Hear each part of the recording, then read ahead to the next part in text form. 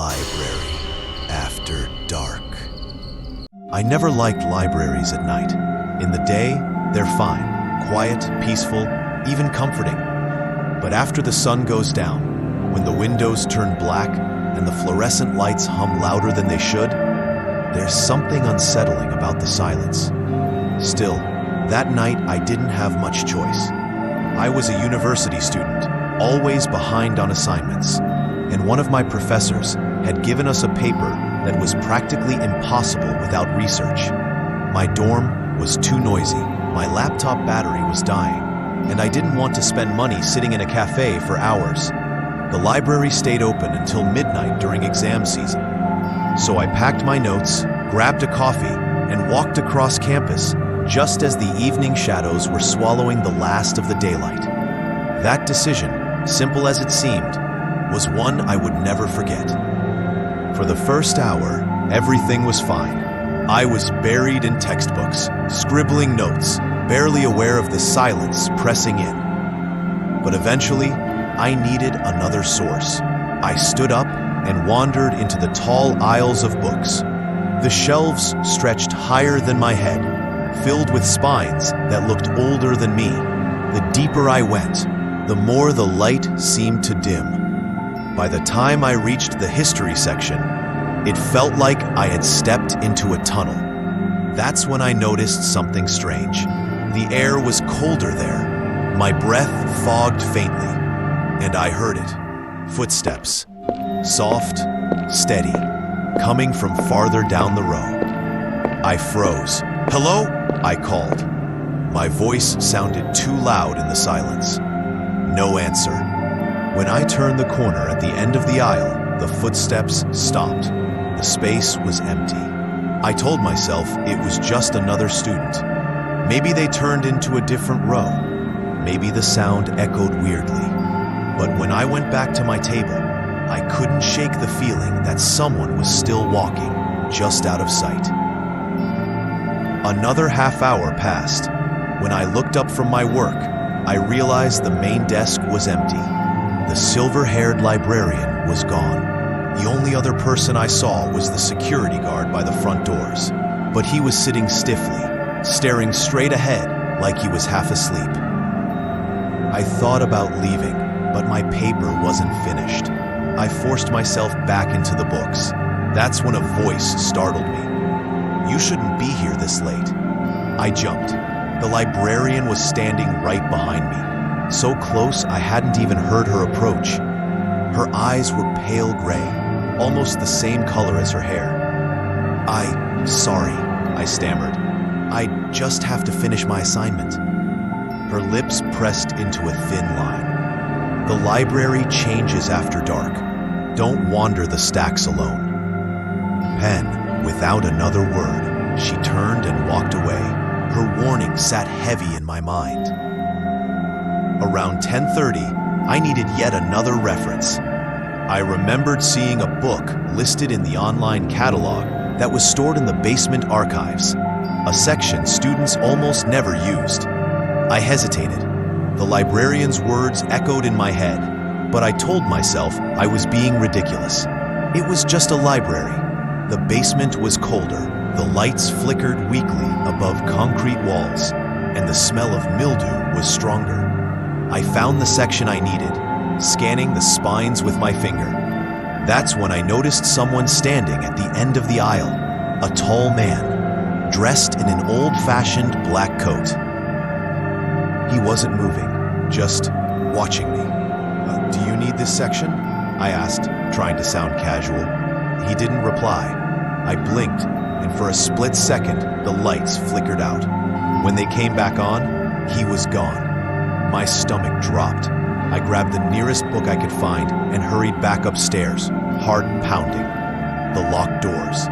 By 11:15, I had written enough to call it progress. I started packing my things, eager to get out. But when I reached the front entrance, the glass doors were locked. The guard was still sitting in his chair. I went up to him quickly. "Hey, excuse me, could you open the doors? It's almost time to close." He didn't move. "Sir?" I leaned closer. His eyes were wide open, but they weren't blinking. And when I touched his shoulder, he toppled sideways, stiff and cold. I stumbled back in horror. That's when the lights went out. Darkness. The library plunged into blackness. Only the dim green glow of the emergency exit signs remained. The rain started outside, tapping against the tall windows like fingers. I pulled out my phone, dead. I was sure I had charged it earlier, but the screen stayed black. Footsteps echoed through the aisles again. Slow, heavy. I ran back to my table, searching for something, anything I could use as light. My hand closed around the small reading lamp. When I switched it on, a weak yellow glow spread across the table. And that's when I saw him. The man in the black coat, standing just beyond the edge of the light. His face was pale, eyes dark and hollow. His lips curled into something like a smile. I bolted. I didn't care about my bag, my notes, my assignment. I just needed to get out. The shelves seemed to twist and shift as I ran, like the aisles were rearranging themselves. Every time I thought I saw the exit sign, it vanished around another corner. The footsteps followed, always the same distance behind me. Finally, I stumbled into a reading room I didn't recognize. Tall shelves surrounded it, and in the center was a single long table stacked with old books. The librarian was there. She stood perfectly still, her pale eyes fixed on me. "You saw him," she said quietly. I nodded, gasping for breath. "He's bound to this place," she continued. "He lingers in the dark. Every night, he waits for someone foolish enough to stay too long." I swallowed hard. "What does he want?" Her face tightened. "To keep you. Forever." The man in the coat appeared in the doorway, his shadow stretching across the floor. The librarian stepped between us. "You're not taking this one," she hissed. For the first time, his smile faded. His eyes narrowed, and then he lunged. The librarian raised her hands. The air around her seemed to shimmer like heat over pavement. The man stopped mid-step, frozen, his mouth opening in a silent scream. I watched in horror as his body twisted, dark smoke pouring from his skin. Within seconds, he dissolved into nothing. The silence that followed was deafening. I stared at the librarian. What was he? Her pale eyes turned to me, a remnant, a shadow of someone who died here long ago. He was trapped in the stacks, feeding on the living who stayed too late. I shivered. "And you? Who are you?" Her lips curved into the faintest smile. "The one who keeps him from escaping." Escape. The lights flickered back on. The air warmed. When I looked again, the librarian was gone. The front doors were unlocked, standing wide open. I didn't waste a second. I ran out into the rain, the cold air hitting me like a shock. Behind me, the library stood silent and still, its tall windows glowing faintly in the storm.